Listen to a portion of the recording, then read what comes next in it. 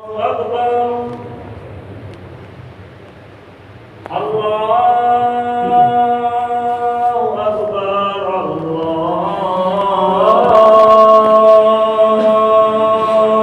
الله أكبر.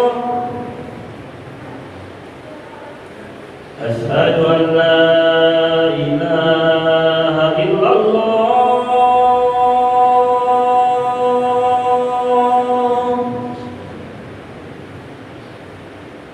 أشهد أن لا إله إلا الله.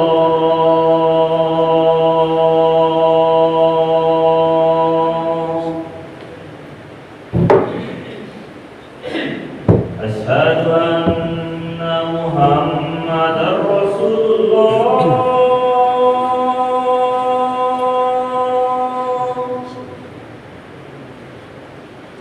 أشهد أن محمدا رسول الله.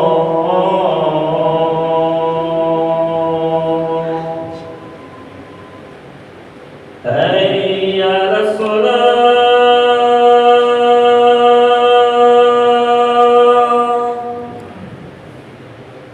حي على الصلاة.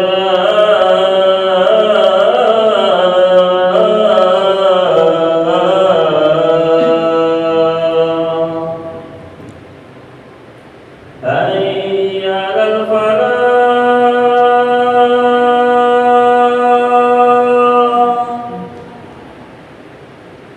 حي على الفلاح.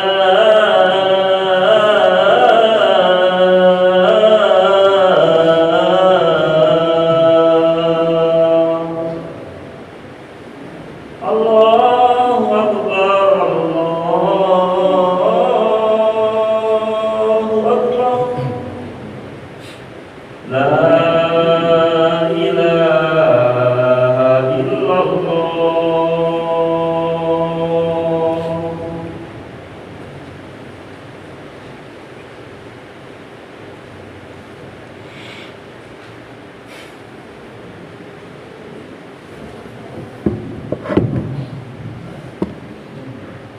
الحمد لله الملك الخلاق الولي فلا ولي من دونه ولا وقت الغني الذي لا تغيض خزائنه مع كثرة الأنفاق المحيط علمه بجميع الخلائق في جميع الآفاق فسبحانه وتعالى من إله على الأسه استوى وعلى ملكه توى فلا مناجي له مشى أشهد أن لا إله إلا الله وحده لا شريك له لا ضد ولا ند ولا مناجع ولا مشى وأشهد أن سيدنا محمدا عبده ورسوله وخليله أشرف الخلق على الإطلاق إلى يوم التلاق. أما بعد وقال الله تعالى في القرآن العظيم أعوذ بالله السميع العليم من الشيطان الرجيم بسم الله الرحمن الرحيم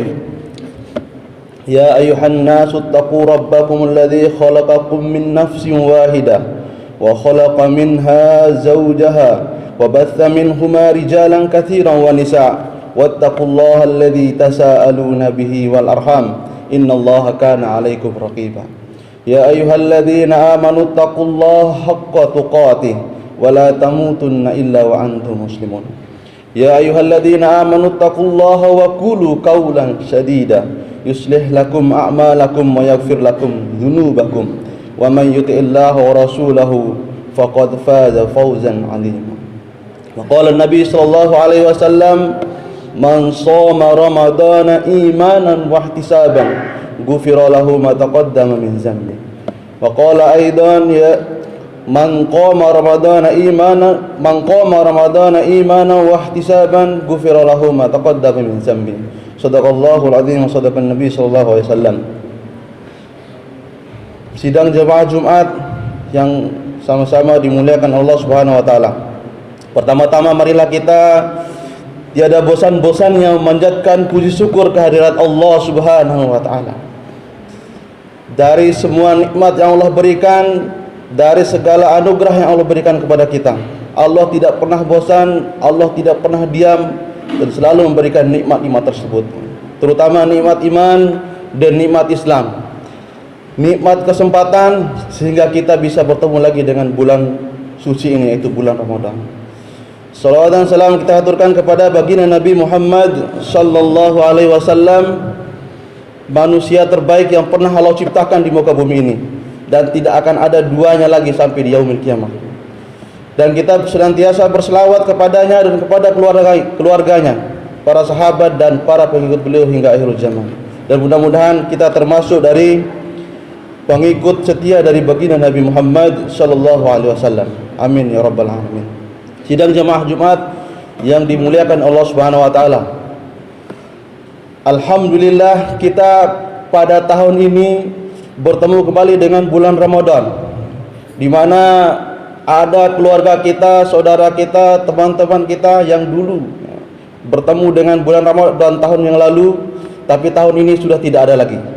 Maka kita senantiasa bersyukur dan memanfaatkan bulan Ramadan ini dengan sebaik-baiknya,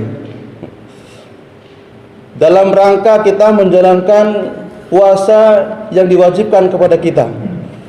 Dalam surat Al-Baqarah 183, semua pada hafal insyaallah untuk ayat ini. Ya ayyuhalladzina amanu kutiba alaikumusiyam kama kutiba alal ladzina min qablikum la'allakum tattaqun.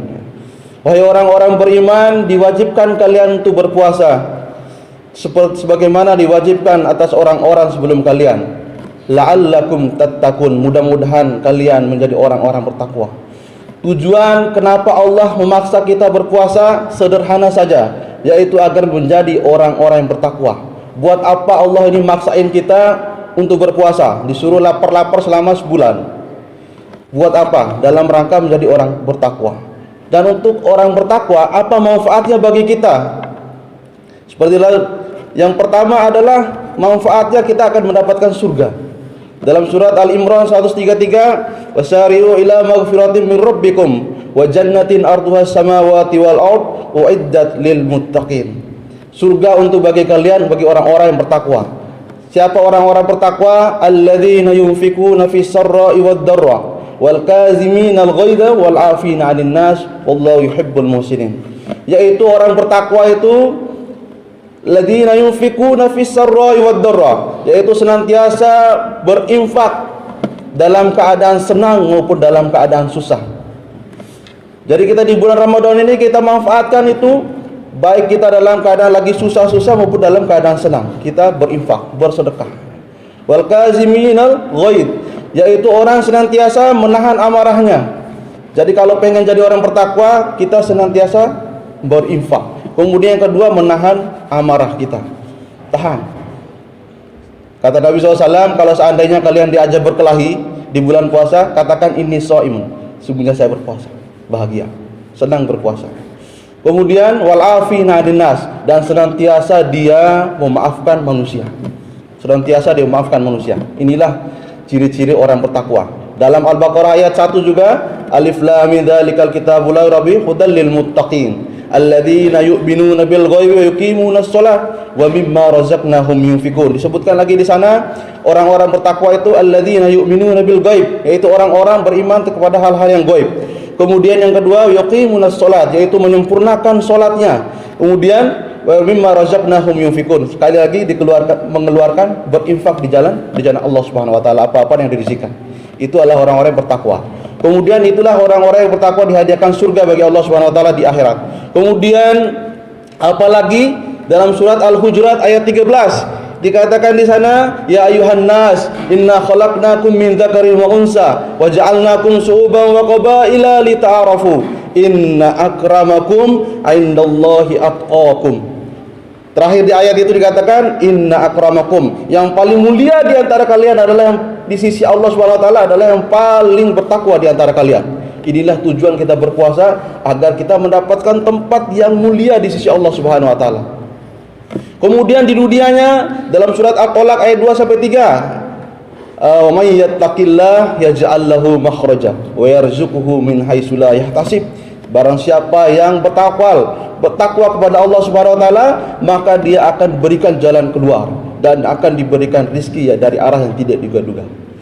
Di sisi Allah kita mendapatkan kemuliaan, kemudian di surga kita dihadiahkan surga oleh Allah Subhanahu wa taala, di dunia akan diberikan jalan keluar dari semua kehidupan dan diberikan rizki dari arah yang tidak kita duga-duga. Itulah manfaat di dunia dan di akhirat bagi orang bertakwa. Dan bagaimana puasa yang menghasilkan ketakwaan itu? Seperti hadis yang saya bacakan tadi, ada juga dipasang di baliho di depan masjid, man shoma ramadhana imanan wa ihtisaban ghufira lahu ma taqaddama min zambi. Kata para ulama, dalam hadis ini kata zambi itu tidak ada alif lamnya. Itu tandanya semua dosa dihapuskan. Walaupun ada yang mengatakan hanya dosa kecil.